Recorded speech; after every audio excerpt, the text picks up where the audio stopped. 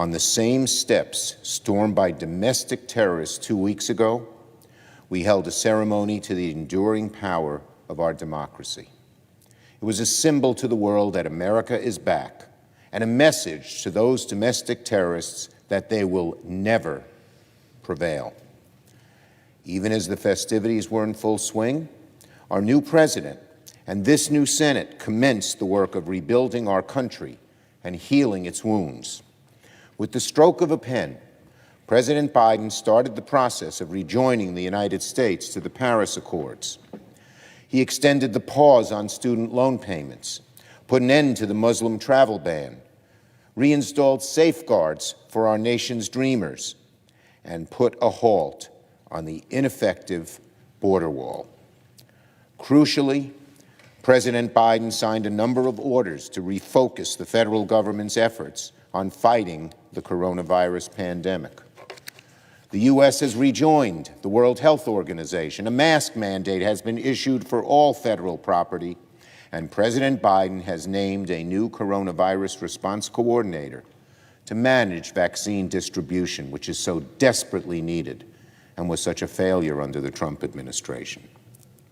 Our country has suffered deeply from a chaotic, lackluster, and incompetent federal response to COVID-19.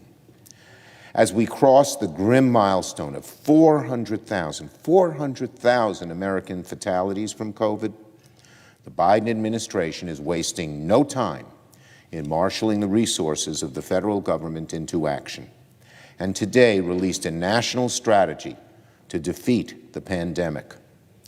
What a concept! A president who actually takes the defining crisis of our time seriously. What a change, and how great is the need.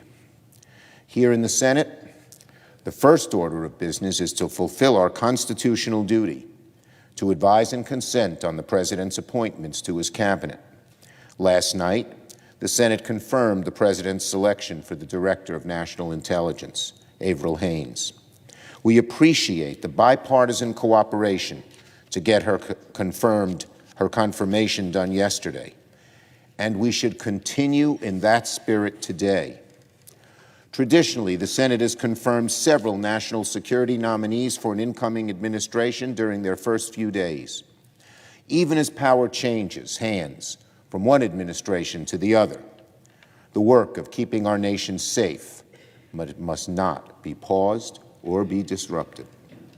Foreign adversaries will seek to exploit this period of transition, and we cannot allow America's military, intelligence, and national security policy to be disrupted by staffing delays.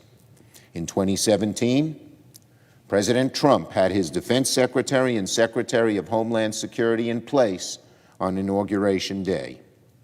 President Biden deserves his national security team in place as soon as possible, as well as key officials in charge of responding to the current health and economic crises.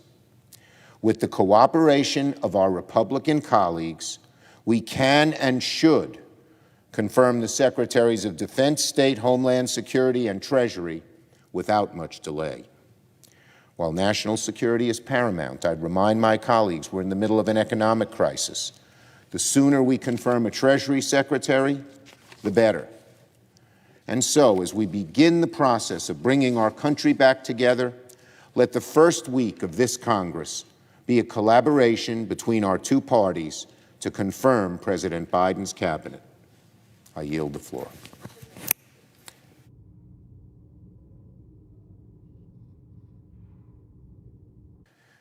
Mr. President, the Majority Leader. I ask unanimous consent that the